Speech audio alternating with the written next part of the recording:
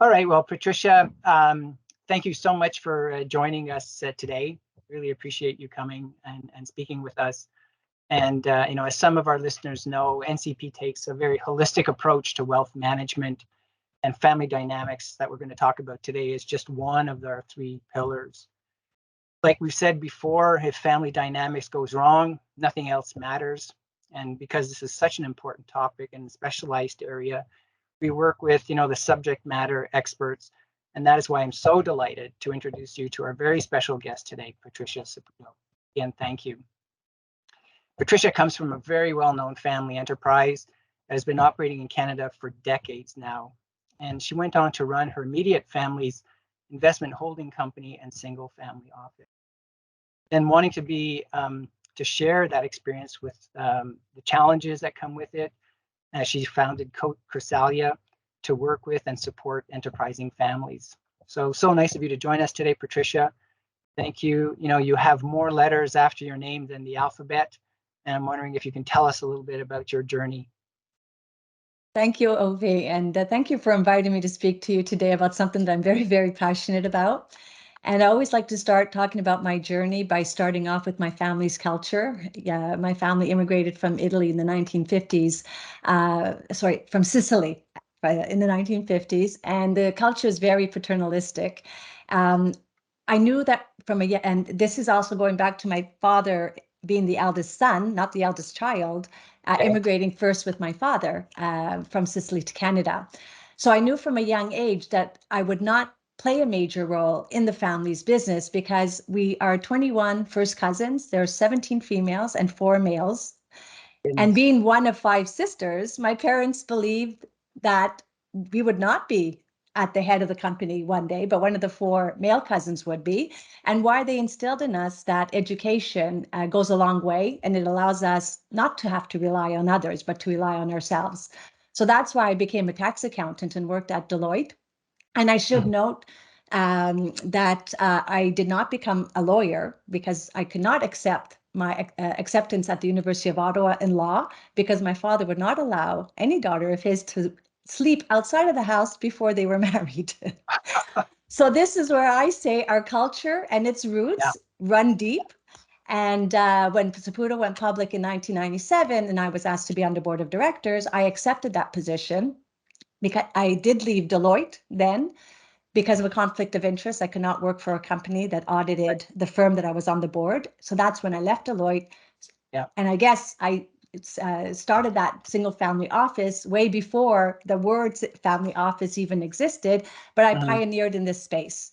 And my father asked me to help our immediate family with the investment holding company, from the estate planning, tax planning to investments as the dividends were being paid out. And then in 2013, I began to realize that there was more than the financial capital. There's other sources of capital. So there's the social capital, the human capital, and there was nobody really concentrating on the human capital as a resource. And that's what led me to co-found Chrysalia and help families honor the roots, be adaptive, and live purposefully throughout generations. Interesting.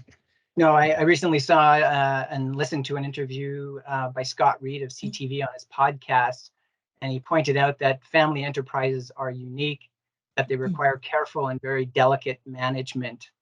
And can you expand a little bit on that for us and describe what is, because you often refer to these family offices or families as enterprising families. Right. So the evolution starts from a business family that then becomes an enterprising family. So usually the first and second generation, which we call G1 and G2, build the family business up. Those 2 generations usually work together, and they rely on that business as their primary source of revenue, capital.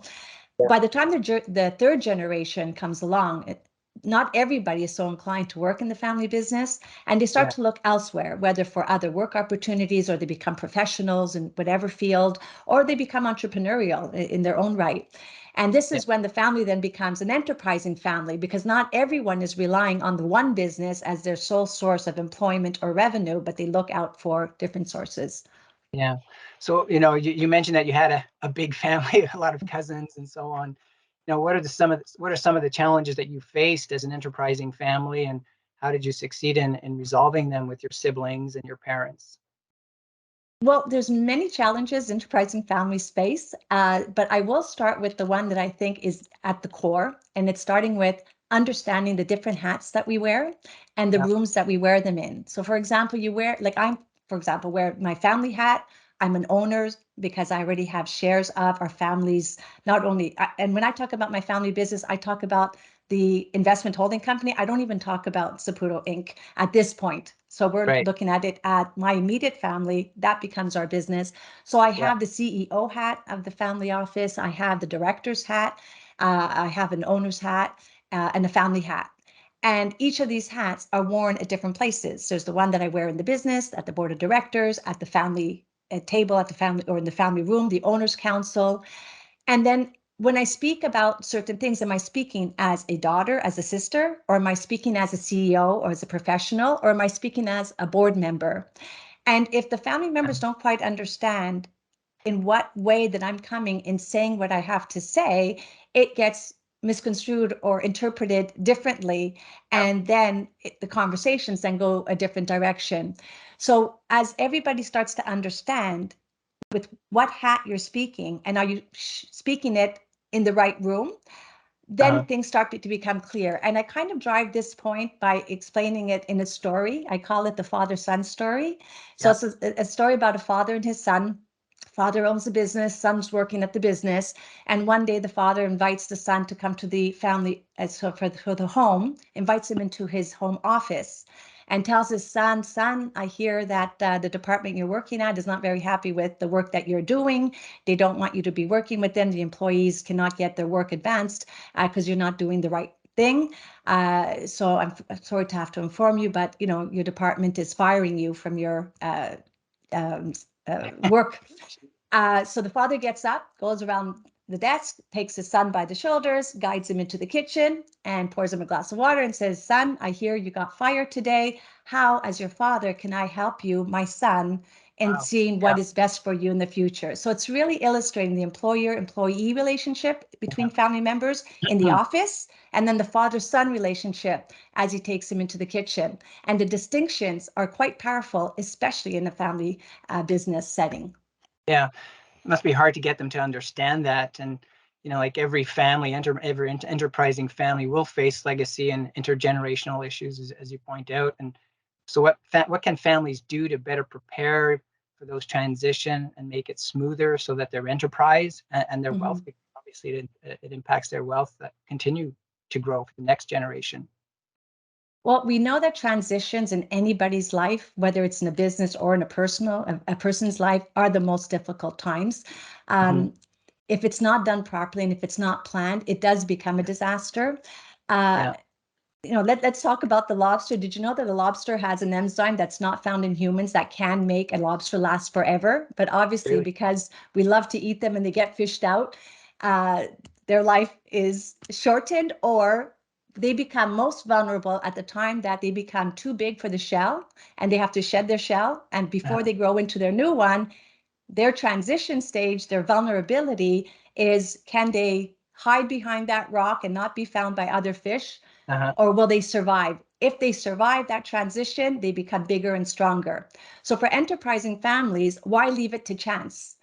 Why not prepare the next generation to assume the stewardship of the business and the wealth?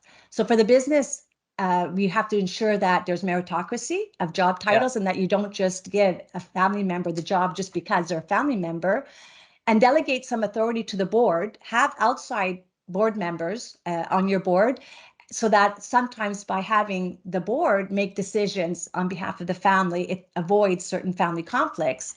And on the wealth side, it's understanding, well, what does the wealth mean? What's it for? Who's it for? When and how can that wealth be used? So by setting this up, you kind of help that family to transition, whether it's on the business side or even on the individual family member side. Well, what happens though if there's members of the family that don't want to work in the enterprise? How can they support them but still have them within the fold, so to speak? I know some families, they set up some kind of a fund to help those members fund their interests or their startups. How does that work?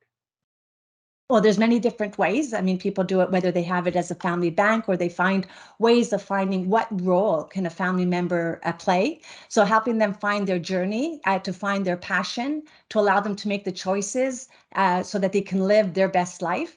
It's understanding who they are first as an individual, what drives them and motivates them, how do they fit within the family, necessarily in the business, or there's a philanthropic side. How can they feel better about what they're doing, making a difference to the communities around them that will help them feel more fulfilled? So each family member needs to understand that there is an interdependency with the enterprising family, whether it's through distributions to pay their lifestyle. There's the independence that they want is to go off and do something different than working in the family business. But they can still play a role within the family. Exactly. And finding that right balance between all three is what's very purposeful and meaningful to anybody's life. Right. So you founded Chrysalia. What is Chrysalia's mission? You touched on that already, but you know, that's you're wearing so many hats, and now you decided to buy a new one. Yes, exactly. So the mission is really to help enterprising families with their human capital and to help each family member find to honor their roots, to be adaptive, and to live purposeful lives. We also put it that family businesses, they hire their CEOs, CIOs, CFOs that manage the financial capital of the enterprising family. So we are another C-suite service on the human capital called the Chief Learning and Development Officer, so the CLDO. And we assume that the human capital should not be depleted and should grow strong. We say that the happiness of any family could be measured by the least happy family member, and a lot of resources go into helping elevate that family member. So there's such a connection between the human capital and the financial capital. One is kind of dependent on the other. Absolutely. So if you can help those families members stay connected, informed, and able to grow together toward their individual and common goal, you're helping the family exactly do that, be more successful in taking it to the next generation. Yeah, right. Well, areas that you've talked about in the past, and I see it in Chrysalia's on their website. You know, you talk about family leadership development, family governance, family brand building. You know, and I recently read a book by Helen Antonio called Back to Beer and Hockey. You might know it. And it's very clear that, you know, the Eric Molson family cared a lot about their legacy and their brand. So, you know, how does being proactive in these areas actually help families grow and prosper? And does Chrysalia kind of interact with families like an executive coach, so to speak?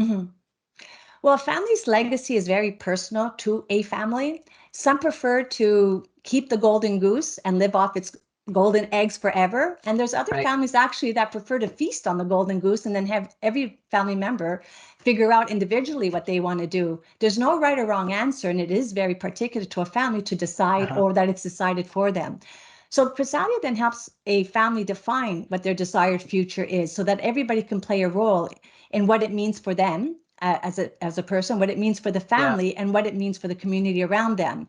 So is it the employees of the business or the philanthropic side of giving back? So yes, it is like being an executive coach, but not only for the family, the individual family members, but for the family as a whole, so that they can work together for that common goal that they've set individually and as a family. And then each family member can decide whether they're onboarded or not. That sounds great, but how do you actually enable a family conversation on such sensitive topics, you know, as money, as succession, as wealth, career? You know, things must get heated at times. For sure. And that's why we always start with the family champion. And it's usually the family champion that comes across first that says, I feel that there's something that needs to be done to ensure longevity within the family, and feels that the family and the business could fall apart if nothing gets done. So that communication, connectivity is important. So it's about engaging the family members one-on-one. It's about then having the family meetings and or workshops that help them unite together, helps them continue the dialogue, and also helps them address the elephants in the room. So the CLDO is there to guide and facilitate those conversations so that the family champion is not playing the duality role of trying to do both, but they're really there as a family member or as a business member and not as the one guiding those conversations. Wow. I think it requires a lot of tact. Yes, it does. Well, it's been very helpful, Patricia. As a parting comment, if I may, we often hear that enterprising families' wealth rarely lasts 3 generations. And I think that you've said, it's something like 92%. That's completely astounding. The root causes could be traced back maybe to some of the topics that we've already discussed. But what last words would you like to leave us, our listeners, with, so they can maybe be more proactive and better deal with some of these issues in the meantime? Yes, I like to say that if every generation learns to be a wealth creator, then why wouldn't the wealth continue past the 3rd generation? And I see it as Right. succession is a process, not an event, as life Yeah. is a journey, not a destination. Interesting. I like what you said about wealth creator, because either directly or indirectly, all the members of the family are creating in some way. So, Patricia, thank you so much for your time today. It's been a pleasure speaking with you. Until next time. Thank you, Ovi. It's been a pleasure as well. Thank you.